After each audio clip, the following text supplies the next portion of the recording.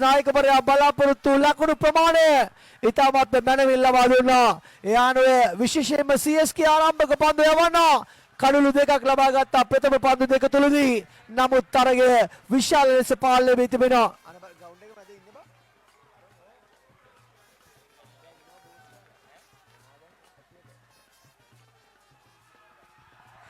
මෙන්න තරගය ජය ගන්නවා. ඒ අනුව 2025 චයිනා ෆෝඩ් ප්‍රීමියර් ලීග් තරග මාලාව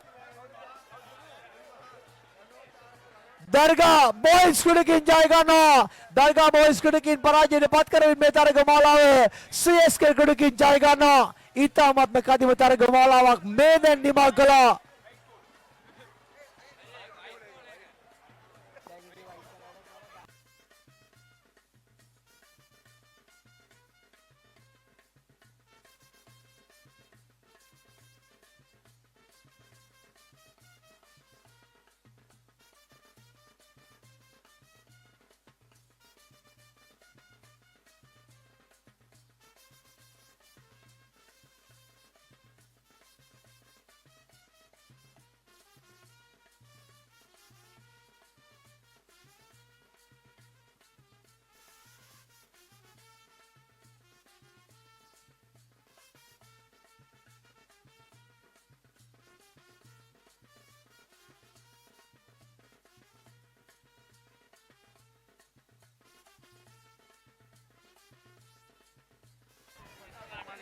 මීට පෙර පන්දුව වයිට් පන්දුවක් තීරණය කළා යනුව තමත් තරගයේ ක්‍රියාත්මක වෙනවා.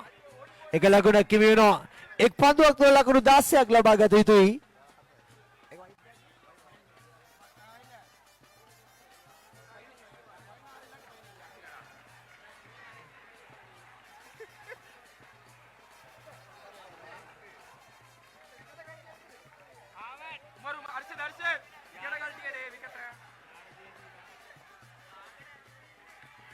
පාරක් කෙල්ල කරනවා. ඒ අනුව තරගයේ ජය ගන්නවා.